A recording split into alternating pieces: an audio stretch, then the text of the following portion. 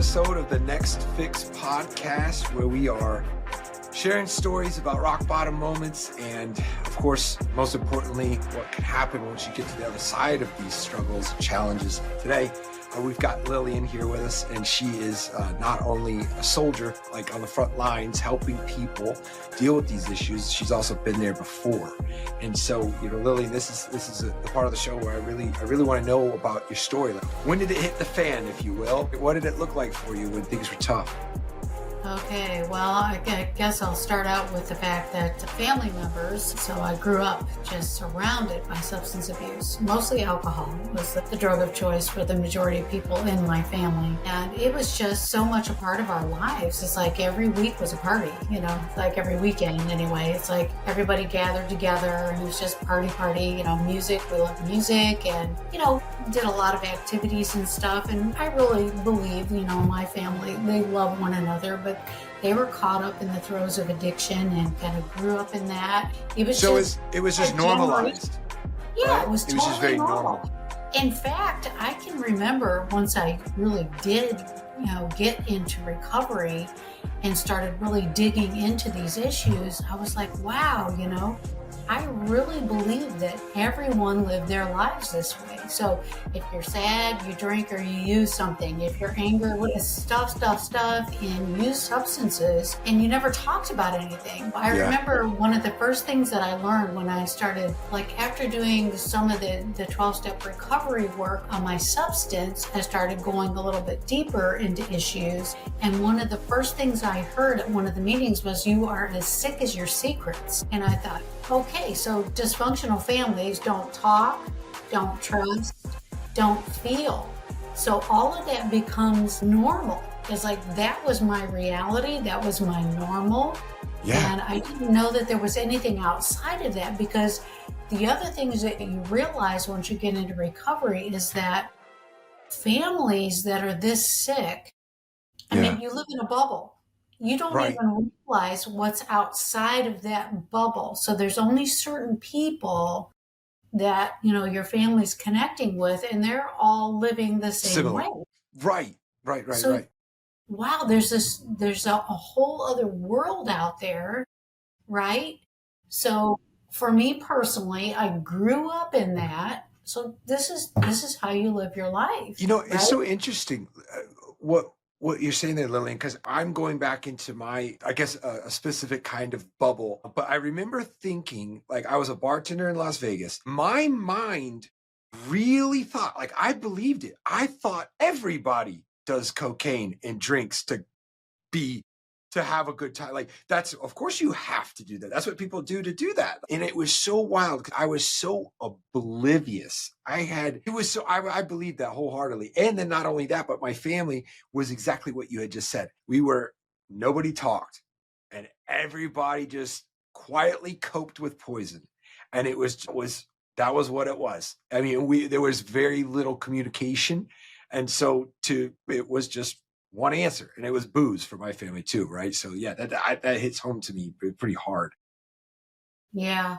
And, I started dabbling in drugs first. I was introduced to, acid and tripping out on, THC and all this different stuff. And then eventually, the alcohol ended up being my drug of choice. But I dabbled in all that other stuff first. And then it's interesting how things go full circle, because by the time I was hitting my bottom, I was dabbling in cocaine in combination with the alcohol, Right.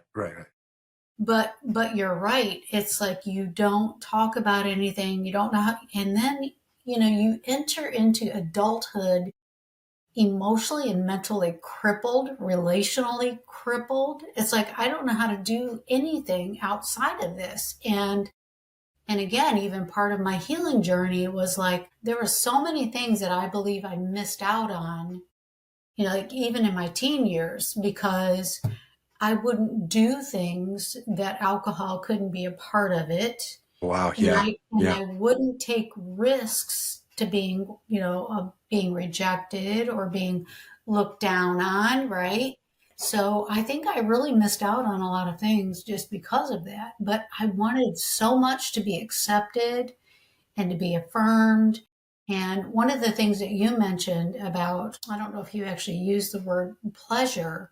So it's not, what I'm discovering now as I'm working with people is that it's not just about numbing from pain, numbing from dysfunction, numbing from trauma, which that is a big component. But now what I'm seeing in the people that I work with, it's this pleasure seeking thing. Hmm. Hmm. I just want to feel good, right? I just want to have fun. And how do you have fun apart from substances? I don't know how.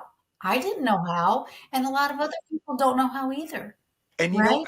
I want to kind of expand on that real quickly, because this is a big part of, because I was obsessed with happiness. And in fact, even in my group of friends, we were like, well, where's your happy meter? We'd say, where's your happy meter? And so I grew accustomed to searching for happiness and only happiness. And so what I had learned, my sick brain was like, if I do cocaine, I will be happy. Now, I didn't do the math that it only lasts 5 minutes or 10 minutes, right? But I was just like, oh, I'm going to have sex because I'm going to be happy. But again, I mean, for how long, right? And then so it was an endless and well, not pointless, because yes, I would grasp 10 minutes, 20 minutes, whatever it was, but man, it is exhausting when you are in pursuit of pleasure and pleasure only.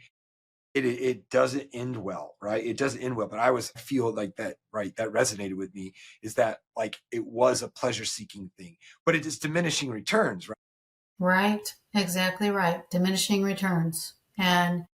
But the pursuit, once it starts, it's like, okay, then you look forward to the next time and the next time and the next time. And then they're being closer and closer together. Because I can remember early on in my substance use, it was like, okay, you just party on the weekends, right? Uh-huh. Then it's like, well, it's close enough to the weekend. It's Wednesday, Thursday, Right. whatever.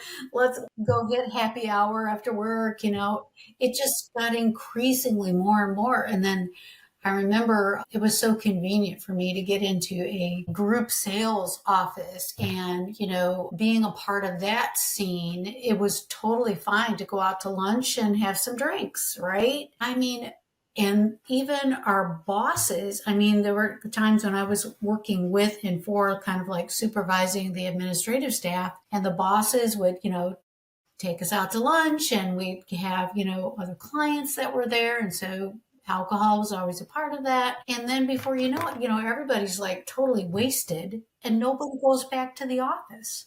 I'm like, what a setup for a substance user, right? Like, oh, Right. this Right. this is the perfect place to work. Because it And gives I you did the green that. light. It gives you like, yeah. It's like, oh well, okay. And then but yeah, that was all just the progressiveness of all of this. I mean, you could see it, just the pleasure.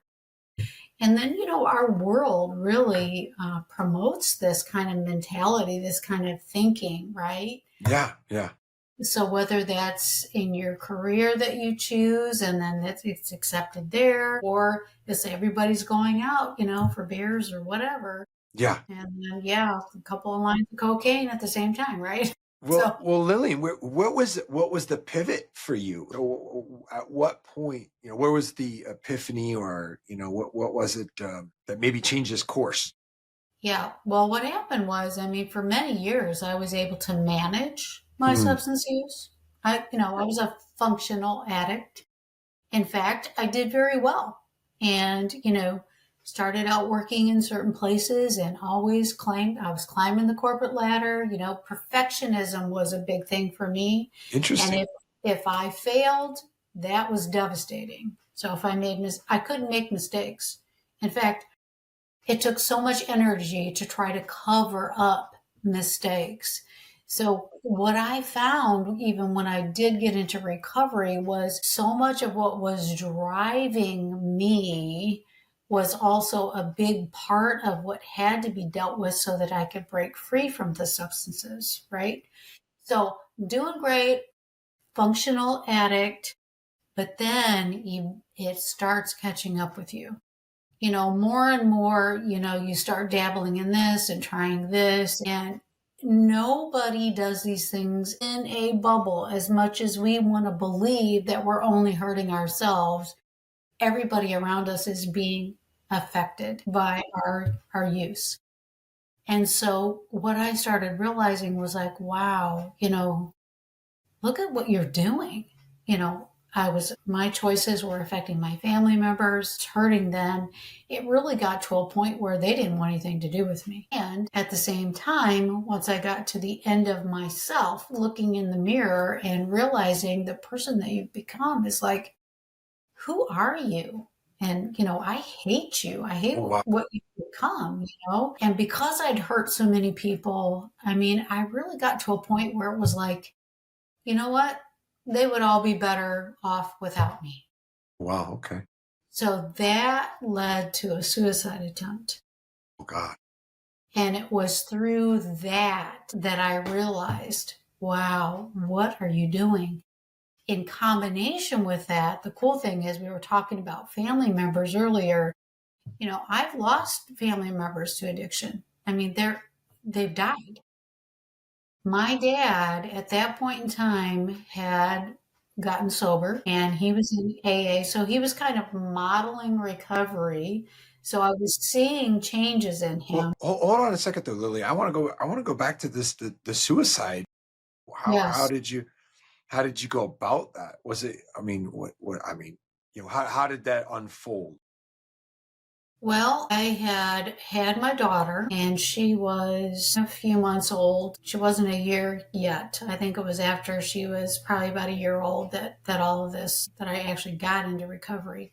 But right around that time, again, you're having to be responsible for this as a human being. My marriage was falling apart, and because my dad had been modeling recovery, that came to my mind as I'm sitting there writing goodbye letters to everybody. That's what I was doing. So I drank so much, it was like, I was out of my mind. And then I had heard, okay, if you took enough aspirin or enough of whatever, you would Okay. bleed to death internally. So, Right. I mean, tons of pills and then all the drinking. And I thought, well, okay, I'm just going to write all these goodbye letters to people, I'm out of here and your world's going to be better off because I'm Wow. no longer part of it. And in that moment, it was like, wow. And I really believe I had a spiritual encounter. I really believe that God met me in that dark place, Yeah. because Yeah. what came to my mind was I started thinking about my dad and I wanted to talk to him.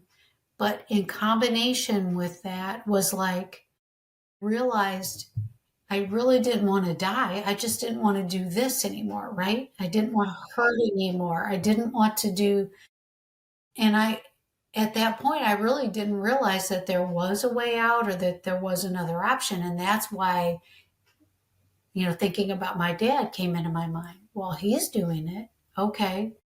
Yeah. And there is another way. Right. It was almost like hope came into my heart. And so at that point, it was like, okay, I'm just going to make myself throw up. And, I was deathly ill for probably 3 days. Yeah. I didn't tell anyone. I didn't go to the hospital. I didn't do anything. So I spent 3 days so sick, just vomiting.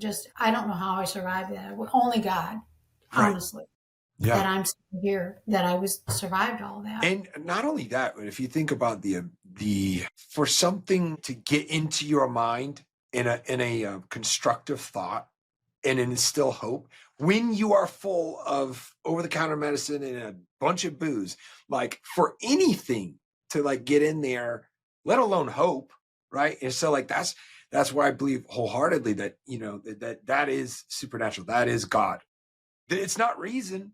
It's not reason. You're not capable of it. You are debilitated. You have numbed all your ability to be clear about anything, but somehow that crept in there. And then thank God, and also thank God that your dad was modeling recovery at the time. So that's also heaven sent. But yes, I think that speaks directly to that supernatural power and also the spiritual power that God has to, because how did anything get in there? Right? Right. You were on your way out. That's right. And it was nothing short of a miracle. It was totally a miracle. And I knew I had a lot of work to do after that, but definitely, I wanted to talk to my dad. And probably within a couple of weeks after I recovered from that, I went and had some conversations with him, some pretty serious conversations. And he gave me a lot of literature and books because he had actually been attending AA. And he said, I can't tell you one way or the other whether you're an alcoholic or an addict. He said, you have to figure that out on your own. So here's some stuff. And he was very encouraging and, didn't force anything. And I just devoured all of that. And there's a checklist. Like if you can answer yes to, any number of these questions, then you probably have a problem with substances. And it's like, check, check, check, check, check, check. But of course, even then, I wasn't completely convinced that I was out of control. So I thought, okay, well, maybe I'll go to some meetings or I'll go to church because some of my friends have been inviting me to come to church and reconnect with God from your youth because we had neighbors that actually took us to church. So we understood who God really was. I was like, I wanted to connect with God because I knew I had that supernatural experience, no doubt about it. He saved my life. And then, second to that, I wanted to find out more about this recovery journey that my dad was on. So that's kind of what started everything. And I started realizing, wow, okay, maybe you can get a grip on this. Maybe you don't have to like stop everything, but maybe you should stop for now. Okay. I'm going to Right. go to meetings and I'm going to do all these things and I'm going to learn how to be a social drinker again. Right. Yeah. Moderation. No. Yep. Yep. So you go to those meetings, though, you sit in those rooms and you start hearing the stories, you realize, like, whoa, okay. And I'll never forget one of the first meetings I went to. It was kind of like an open talk or someone who was sharing their story. And I'm sitting there listening and I'm like, that's my life. And if she's saying she's an alcoholic, then wow, that means I am too. So it was just everything just lined up to the point where I realized, wow, it is controlling you. You are not controlling it and you will never be able to control it. You have to be done. Yeah. And and I shared this recently. Someone was asking me a little bit about my story and I remember one of the meetings that I went to, and it was a co-ed group because it was a smaller group. And I'm sitting there and I shared a little bit of my story. For the first 3 months, I would go to these groups and stuff, and I would be like, I couldn't get a grip on my emotions. It was almost like the spiritual can or the emotional can had just been totally, the lid had been blown off. And I was so emotional, and I was never an emotional person. I mean, I would just drink all that stuff away. And the only time Right. that I really expressed emotion was when I was under the influence. I was very stoic, strong and independent, but I couldn't keep it in. So at these groups, I would just sit there and just cry. I would barely even like introduce myself. But probably about 2, 3 months in, I finally started sharing a little bit of my story. And I remember this one guy looking over at me and he said, okay, I get it. He said, so basically, you're on the garbage truck and either you can get off now or you can take it to the dump. The choice is yours. And that really resonated with me. You're Yeah. right. Because in my addiction, what I saw with my dad was he got to the point where, yeah, DTs and all of that, convulsions Oh yeah. to get off the alcohol. And he had attempted sobriety a couple of times and gone through that and had to be hospitalized and everything. So I'm thinking to myself, okay, well, you're mentally and emotionally addicted to it.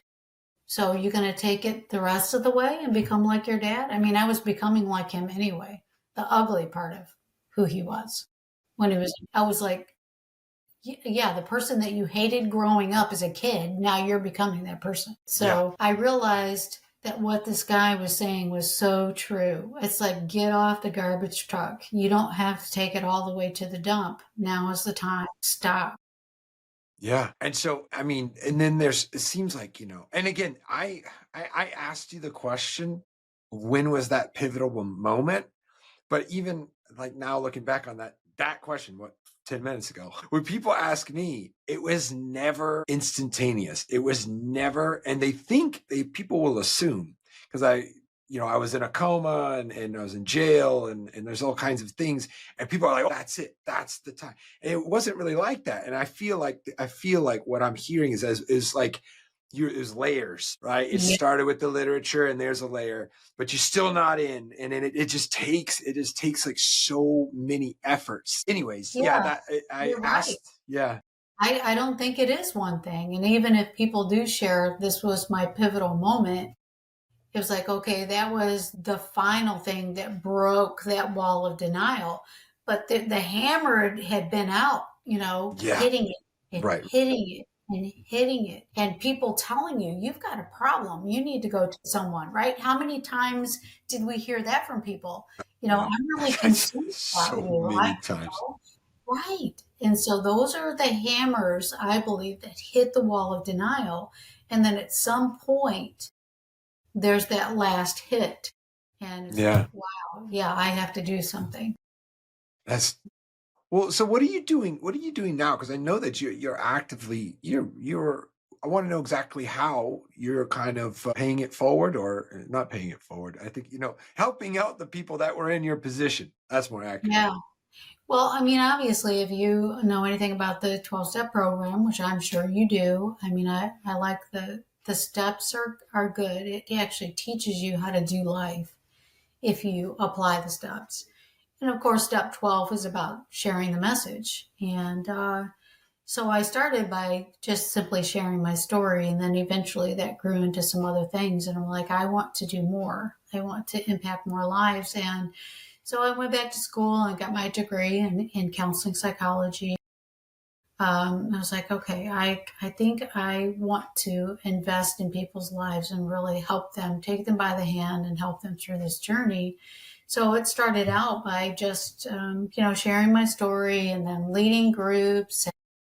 And during that time was when everything was pretty new as it relates to adult children of dysfunctional families or adult Mhm. children of alcoholics. And that really resonated with me because I knew that it's those deeper issues that have to be dealt with in order for people to maintain sobriety and to get to a place where they're healthy and whole.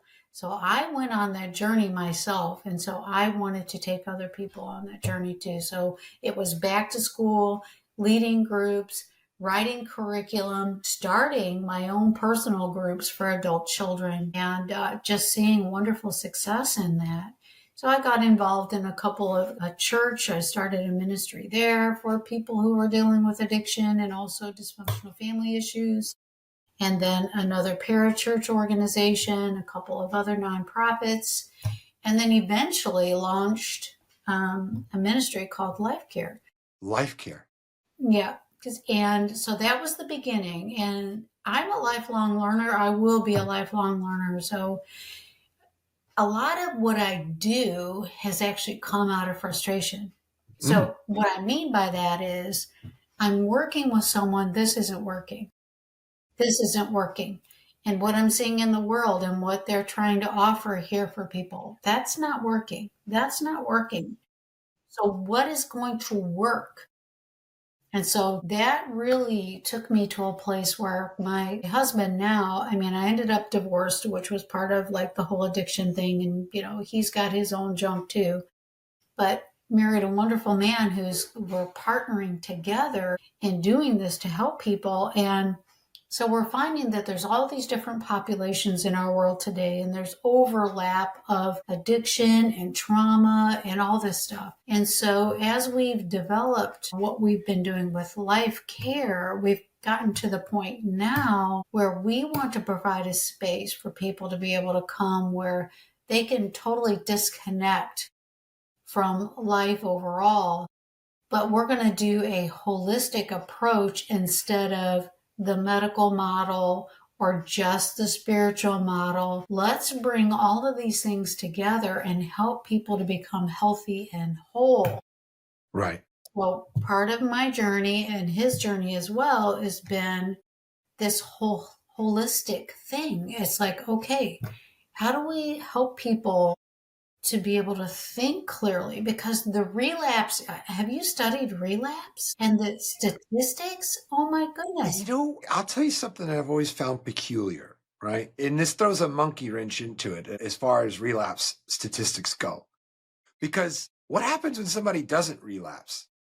Right? Like I feel like they get when do you measure it? Right? Like so it's like those people get kind of left off of the math, but no relapse is they say that it's certain.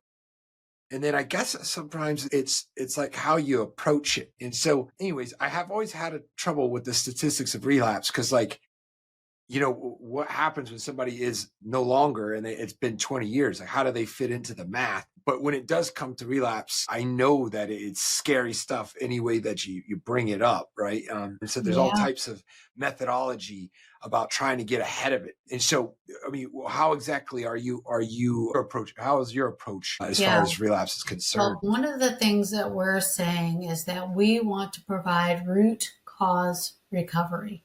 Okay, root You cause have to recovery. deal with the root cause. If you don't deal with the root cause, you will end up either relapsing or you're just going to keep switching addictions.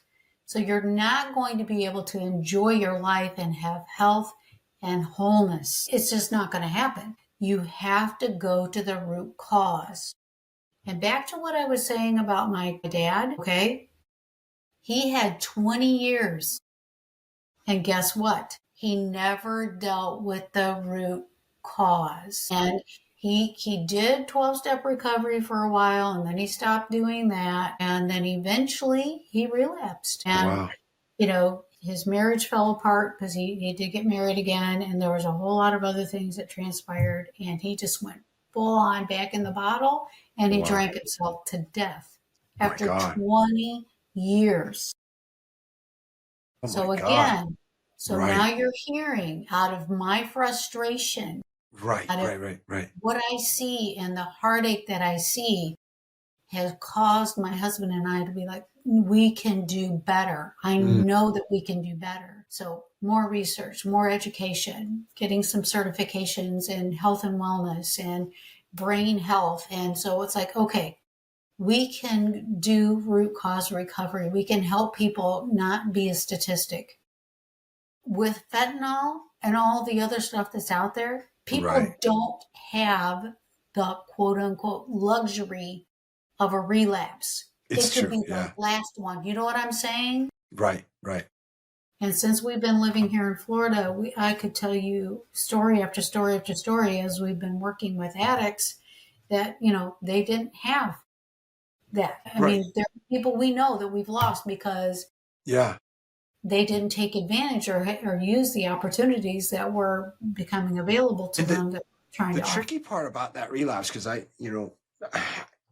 and especially when you're dealing with fentanyl or you're dealing with some of these harder drugs, is how that fatality becomes much more probable in a relapse is because a lot of the times these addicts have built up some type of a tolerance or when they go and revisit it, one, the tolerance is gone, two, they're starting from scratch and get these drugs. They may be different than what they were used to, who knows, but those statistics are very real when somebody, especially with the fentanyl, because you're right, they don't have the luxury to even the fight to get better may not come around again. They may not have another round in the fight, right? So because of the seriousness of what it looks like, especially with fentanyl. But that's what a lot of times, and that's what I've seen too. These people that when they relapse, and it's just sad because it just sets they're even more set up for failure and death at that point than they were when they were kind of in the thick of it before. So Yeah.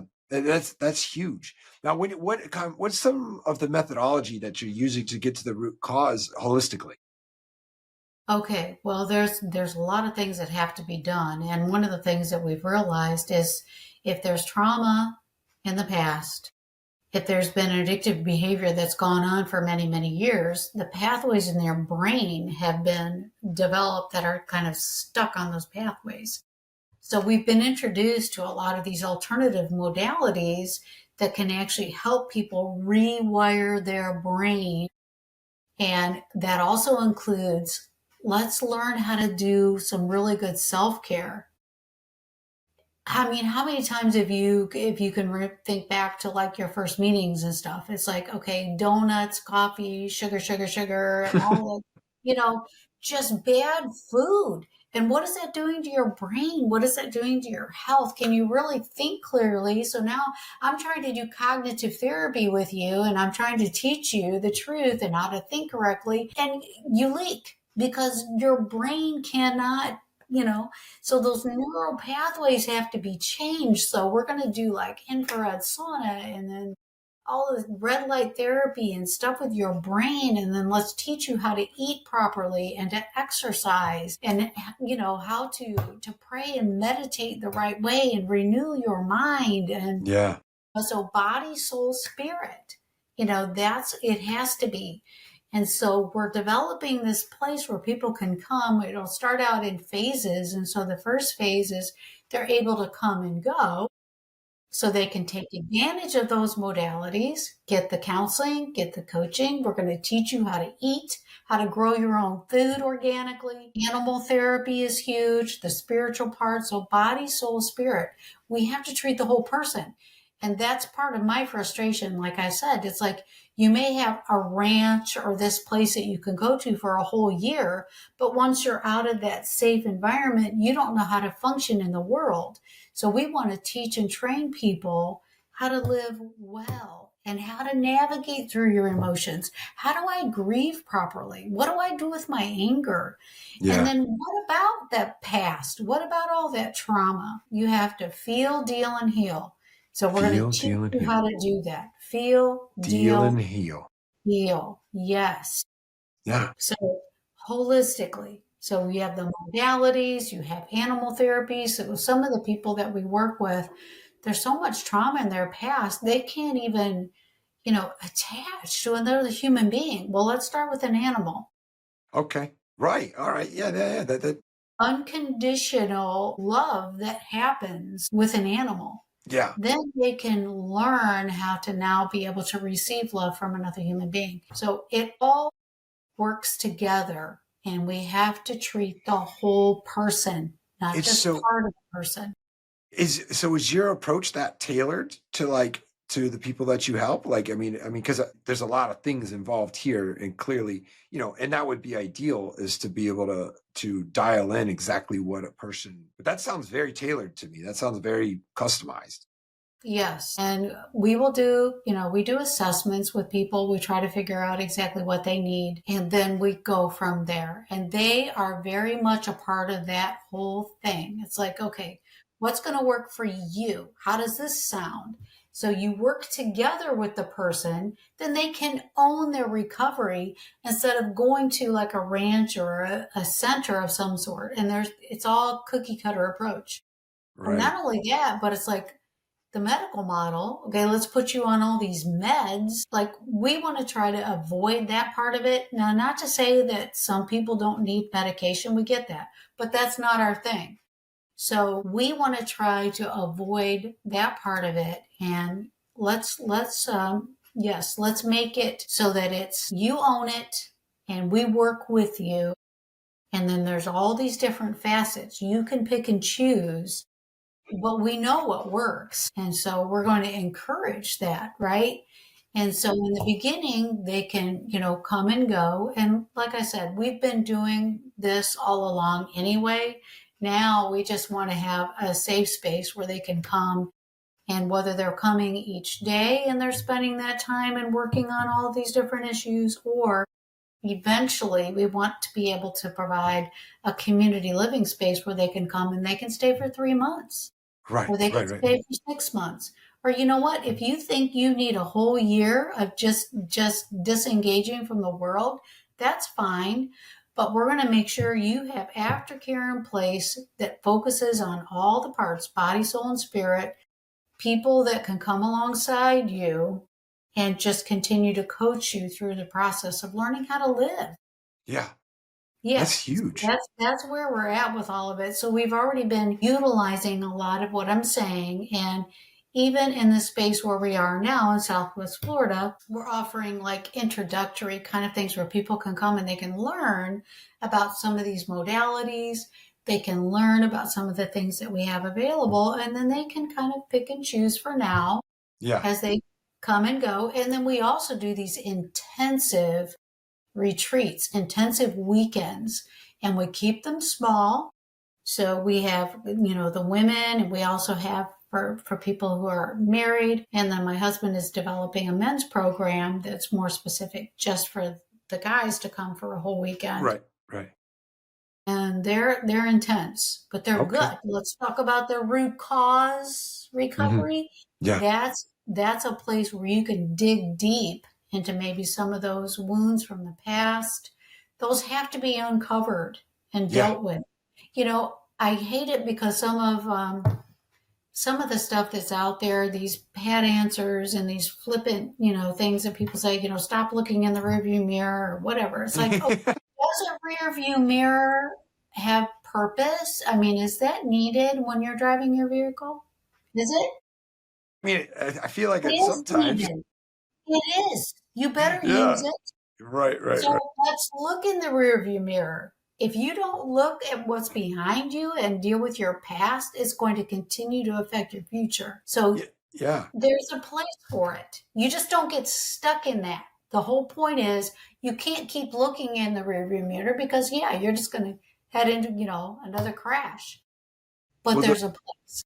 the motivation I find from what I know about what motivates people is that sometimes it's good to have both. It's good to have goals and something to chase. And it's also really good to have something to run away from. So, Mm-hmm. and I don't think it's either this or that. It is sometimes a blend of the two, but it is 100% useful to think about how I was when things were really bad and know like how thankful I am for where things are now.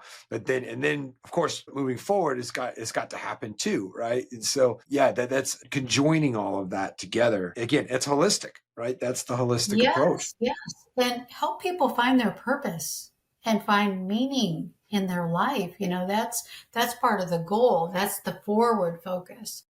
So, like you said, it's a blending of both. We have to look at the past, otherwise it'll just keep repeating itself. Yeah. Yep. Or it'll have a little bit of a different face or a little bit different flavor, but we're still going to end up in trouble. So you Yeah. have to go into the past and then focus also on future goals and purpose and meaning to life, and let's pursue those things. So Yeah. it's a blending of both. We need both. Yeah. Well, I mean, that's a glorious pursuit. Now, let everybody know like where you're at, what's coming, like how to get in touch with you. How does this Okay. work? Like if somebody wants to Okay. go get into this, what happens next? Yeah, we would love to have people be a part of this. I mean, we need to link arms with a lot of people to make it happen. And like I said, we're kind of like in phase one, and we're in the process of building a structure that's going to be specifically the wellness slash recovery barn, because this is a ranch setting that we're in, Right. Southwest Florida. And the name of the organization that we've launched, which came out of Life Care, is called Aruka Ranch. Aruka Ranch. Arukah. That's a Hebrew word that means to restore, rebuild, and to heal. Oh, I love it. Yeah. To bring into wholeness. And it's very specific. Bringing into wholeness, body, soul, spirit. Aruka That's Ranch. totally who we are. Yeah. So arukaranch.org. That's where you can see some testimonies that are on there and get the vision, the mission, and all the different aspects of who we are, what we're about, and how you can get involved. It's all there. Man, that's exciting. I love using when you mention all these different modalities, including animals, right? There's so much value in a lot of different ways, and and that's what you're doing is you're figuring out what's gonna check the box off for the particular person. But to have those options is super cool. That's right. Yeah. And we're going to, we'll be able to do some forms of testing that are unusual, but they work, and it helps people to realize like any levels of toxins that are in their body, Yeah. some supplement deficiencies, because I believe that we all need to be on supplements, and that's going to help your brain to function better, right? Yeah. You can make healthy decisions. Some people, they've been in counseling for years and they're still stuck. Well, why is that? Because there's some things that have been missing in their recovery. Yeah. So let's see if we can do better. I think we can do better, Ryan. Yeah. I appreciate you out there doing better, right? And figuring out how other people can also do better. I think it's amazing. Well, Lillian, this has been awesome. You guys check out Aruka Ranch, right? I love the whole mission here. Get down to Florida, get some sunshine, get your recovery dialed in. Love it. This has been another episode of The Next Fix. Thank you so much, Lillian, for being a part of it. Have a good one. Thank you. You too. Bye.